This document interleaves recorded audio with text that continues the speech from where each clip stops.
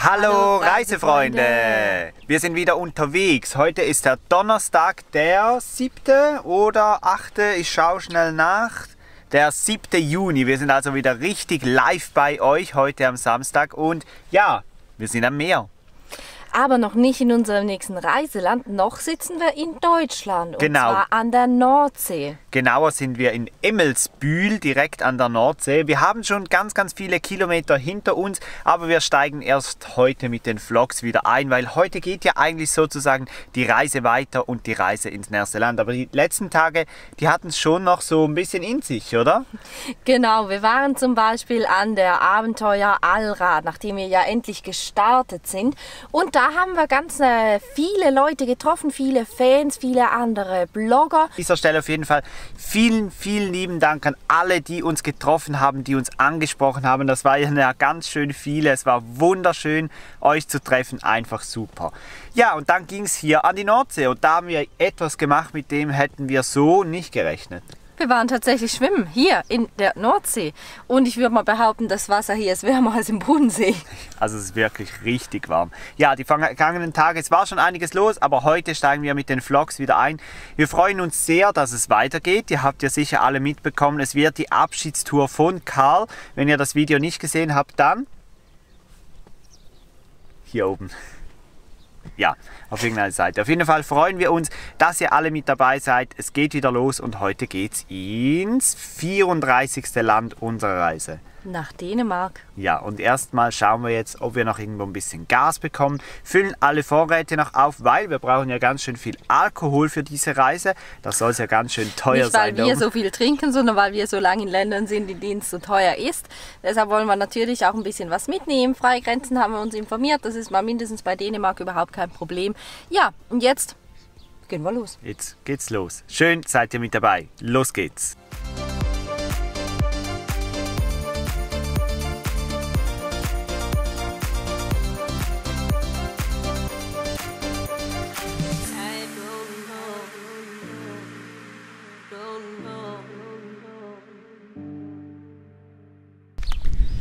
Und das ist unser Stellplatz der letzten Tage. Der ist gleich bei einer Trafostation direkt hinterm Deich. Also die Sonne verschwindet dann relativ schnell am Abend. Aber es ist ein wunderbarer, cooler Stellplatz, kostenlos mit Fähr- und Entsorgung und auch Strom, wenn man möchte. Also hier steht man wirklich direkt an der Nordsee. Und eins haben wir vorhin noch vergessen zu sagen. Viele Leute von euch haben ja das Gefühl, die Thurgau-Videos seien die einzigen, die momentan kommen. Das ist nicht so und das haben wir schon oft erklärt.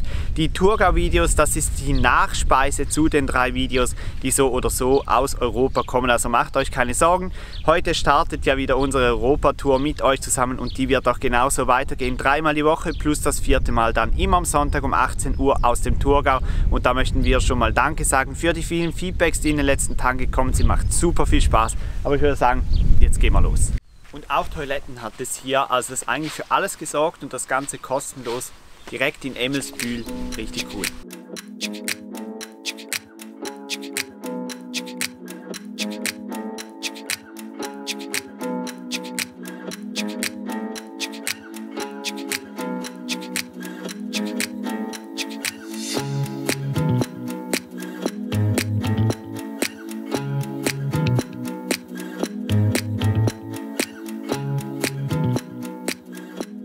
Wir sind in Süderlügum angekommen, das ist die letzte Stadt in Deutschland vor Dänemark und hier sollte man eigentlich noch die Gasflasche auffüllen können. Das wurde uns gestern auf dem Stellplatz da hinterm Deich empfohlen und jetzt sind wir gleich auf der Suche nach dieser Tankstelle und hoffen natürlich, dass sie auch eine Schweizer Flasche auffüllen können. Das letzte Mal, ihr müsst euch vorstellen, haben wir die Gasflasche in Slowenien befüllt. Das war letztes Jahr, was war das? Letztes war im August war das und das ist ja schon wirklich eine ganze Ecke her, schon fast ein Jahr und ja, mal schauen, ob wir jetzt die Tankstelle finden und ob wir die Gasflasche auffüllen können. Wir konnten die Gasflasche nun tatsächlich auffüllen. Unsere 11 Kilo Gasflasche, die hatte noch 3 Kilo drin, also haben sie 8 Kilo aufgefüllt. Jetzt haben wir wieder eine 11 Kilo Gasflasche, das ist natürlich super cool für den Norden, obwohl ich ja eigentlich hoffe, dass wir mehr Lagerfeuer machen werden als Gas brauchen. Das Ganze hat uns jetzt hier 15 € gekostet für eine 11 Kilo Gasflasche. Das sei relativ günstig, haben sie gemeint. Also wenn ihr auf dem Weg nach Dänemark seid, dann könnt ihr hier, der Link findet ihr unten, auch noch eure Gasflasche auffüllen. Super praktisch und super Service, kann ich noch sagen. Ja, das ist jetzt natürlich cool, dass wir das machen konnten. Eben das letzte Mal haben wir im August in Slowenien aufgefüllt und das ist schon eine ganze Weile her. Ein Wunder eigentlich, dass wir immer noch Gas hatten. Aber jetzt sind wir gerüstet und weiter geht's. Tschüss Deutschland, hallo Dänemark.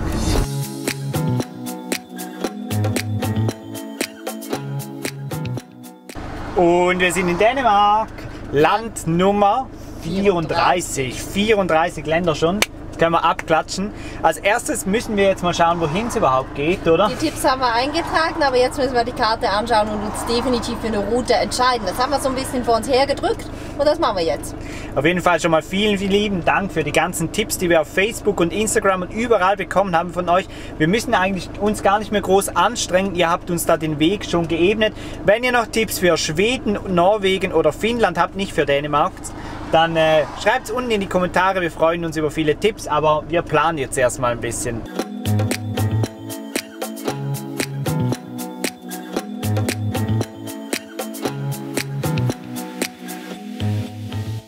Nach der Planung sind wir jetzt wieder unterwegs und schaut mal, da kommt schon wieder ein Wohnmobil.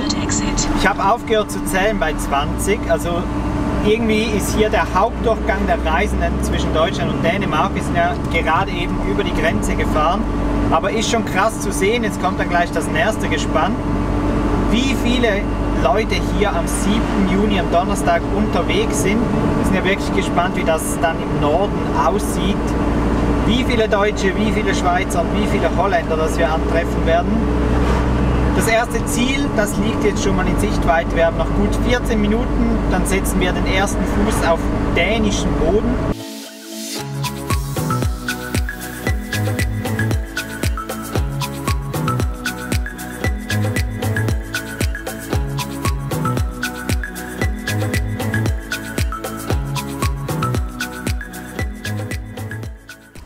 Wir sind mittlerweile in Romo. Also die nächsten Tage werden sowieso schwierig mit den Namen, glaube ich, oder? Wir blenden das einfach nur noch ein. Wir blenden das einfach nur noch ein oder suchen uns die App raus, die uns jemand von euch empfohlen hat, wo man den Namen eingeben kann und dann zeigt es an, wie man das Ganze ausspricht. Aber jetzt ist es Zeit, den ersten Fuß auf dänischem Boden zu setzen und die Frage stellt sich natürlich, was erwarten wir von Dänemark? Tja, nicht viel. Ein paar Strände, ein bisschen Natur, aber ganz ehrlich, für mich ist Dänemark so einfach der Einstieg nach Skandinavien. Das tönt jetzt natürlich relativ negativ von Steffi, aber wir waren schon zweimal da.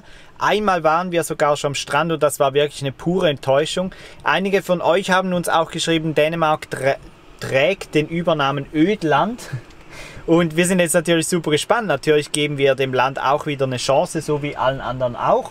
Und schöne Häuser hat es. Das haben wir ja jetzt auch schon gesehen. Also wir wollen hier nichts Negatives schon reden, bevor wir den ersten Fuß auf den Boden gesetzt haben. Das machen wir jetzt, allerdings wahrscheinlich nur, um Geld zu holen, weil wir haben noch keine dänischen Kronen, nehme ich an, ist das. Jetzt holen wir mal ein bisschen Schotter und dann erkunden wir das Land mit euch. So, Geld abheben war schon gar kein Problem und da ich keine Ahnung vom Wesselkurs hatte, habe ich am Anfang einfach das Höchste genommen, was es gab. Das waren 5000 dänische Kronen, das wären dann 880 Schweizer Franken gewesen, das habe ich dann abgelehnt. Habe nochmal neu begonnen und habe jetzt 1500 dänische Kronen geholt, das sind 264 Schweizer Franken. Der Wesselkurs ist momentan 1 Schweizer Franken sind 5,6 dänische Kronen. Was das Euro sind, weiß ich leider nicht, aber jetzt schauen wir zusammen noch kurz das Geld an. Das haben wir eigentlich ja auch schon lange nicht mehr gemacht. Wir haben ja immer Euro. Ja, wir haben ja immer Euro. Wir haben hier einmal den 500er, 500 Kronen. Das hat eine schöne Brücke drauf. Ich weiß nicht, ob auf eurer Seite auch. Hier hat es eine Brücke. Das wäre der 500, dann haben wir 200, sieht dann so aus und was anderes habe ich noch nicht. Ich habe keine Münzen, ich habe nur 500 und 200. Ich gebe wie immer Steffi die Hälfte, dass sie auch was hat zum Krömeln, sagen wir in der Schweiz.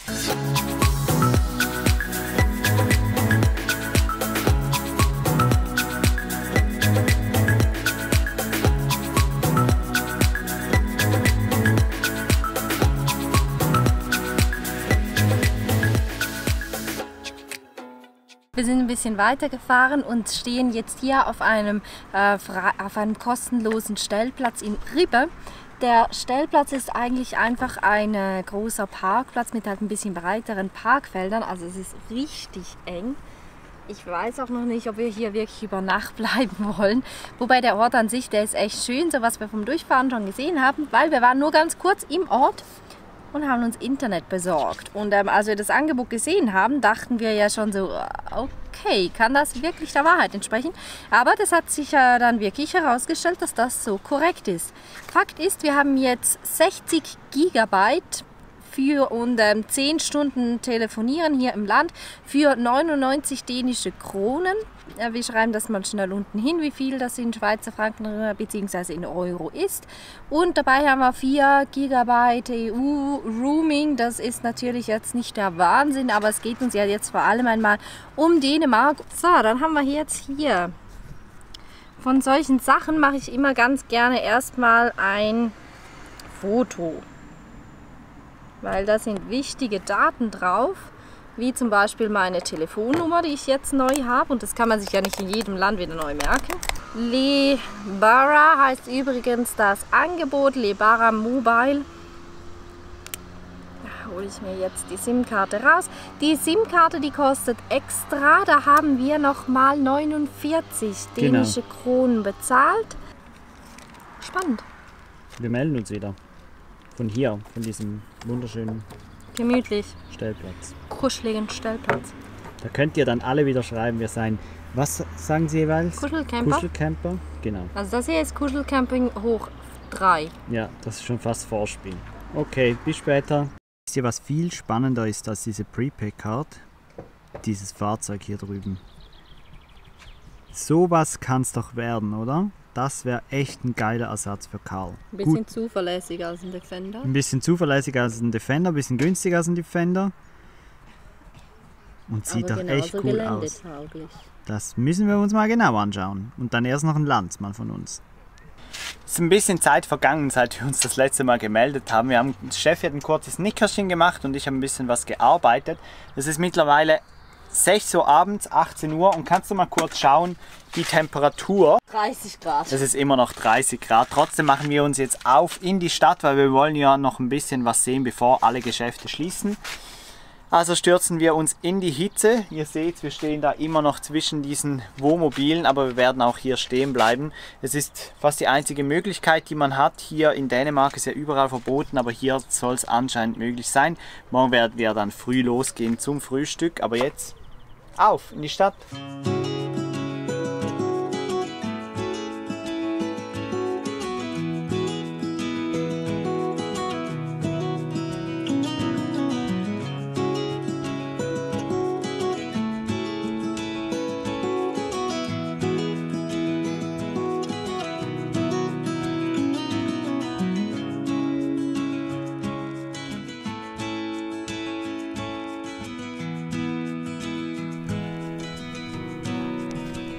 Wir sind übrigens nur gerade vielleicht 3 Minuten vom Stellplatz in die Stadt gelaufen und haben jetzt schon den ersten richtig schönen Ort gefunden in dieser Stadt. Es erinnert mich so ein bisschen an Holland und dich nicht ganz, oder? Ja, doch schon auch ein bisschen, aber ich weiß nicht. Es ist auf jeden Fall wunderschön. Also es ist wirklich wunderschön, viel mehr als wir heute Morgen noch erwartet hätten. Steffi war da ja ein bisschen negativ eingestellt, aber jetzt musst du schon sagen, es wird schön, oder? Es wird echt schön. Wir haben gerade eben auch super Leute auf dem Stellplatz getroffen, Langzeitreisende, die jetzt auch ein Jahr unterwegs sind mit Kind. Elternzeit, das hatten wir ja letztes Jahr so viel in Griechenland. Ja, irgendwie dämmert es da, dass wir das schon mal hatten. Aber wir haben auch auf dem Stellplatz schon wieder Leute getroffen, die uns tatsächlich verfolgen. Und deshalb hier nochmal kurz für euch, wenn ihr uns seht, dann kommt sehr gerne Hallo sagen. Manchmal seid ihr ein bisschen scheu und wisst nicht so recht, ob ihr uns ansprechen dürft oder nicht. Und hier ist unsere Erlaubnis. Ihr dürft. Ihr dürft uns ansprechen. Uns macht das riesig Freude. Auch eben das Gespräch, das war einfach super. Die Leute haben unsere Tour nachgereist, sind nach Luxemburg gereist, in die Bardenas Reales, haben uns davon vorgeschwärmt. Es war natürlich richtig schön. Aber wir gehen jetzt weiter in die Stadt, rein nach Ribe.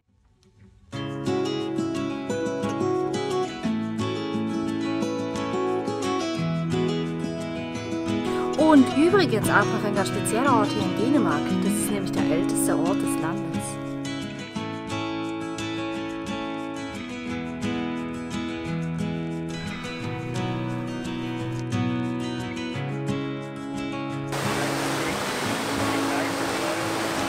Essen und so. Ich glaube, wir sind in Italien.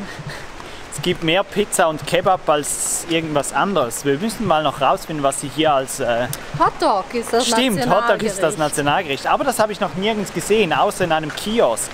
Ja, das war dann aber auch ein bisschen ganz einfach. Aber mal schauen, vielleicht dann Hotdog morgen und heute zum Italiener. Heute zum Italiener.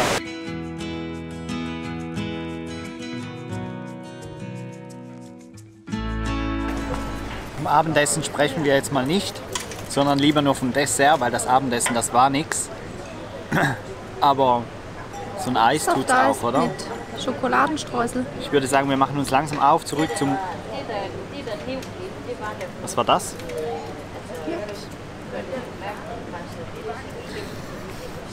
Zum Campingplatz.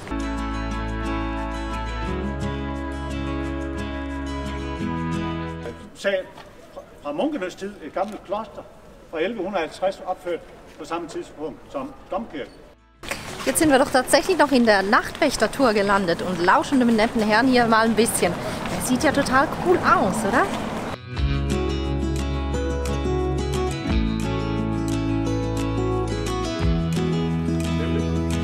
Det er jo det gamle rådhus fra 1496.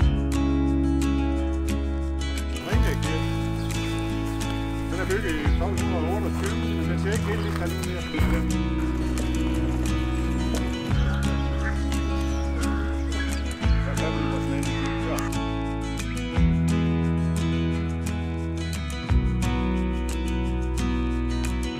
Og så var der også 38 værtshus, og det var meget tørste dengang. Das war der erste Tag in Dänemark im 34. Land unserer Reise. Als kleines Fazit würde ich mal für Ribe 2 Daumen nach oben geben. Die Stadtführung hat natürlich hier übrigens noch dazu getan. Einfach ein wunderschöner Ort. Richtig cool. Also, überschaubar. Das hätten wir von Dänemark so ja jetzt nicht erwartet, aber jetzt haben wir natürlich viel Lust auf viel mehr und das werden wir dann in den nächsten Tagen auch machen. Ihr seid dann wieder dabei. Für heute sagen wir Tschüss und wenn es euch gefallen hat, gebt ihr einen Daumen nach oben. Wie immer, ihr kennt das System und das war's, oder? Ich würde es auch meinen. Bis zum nächsten Mal. Tschüss.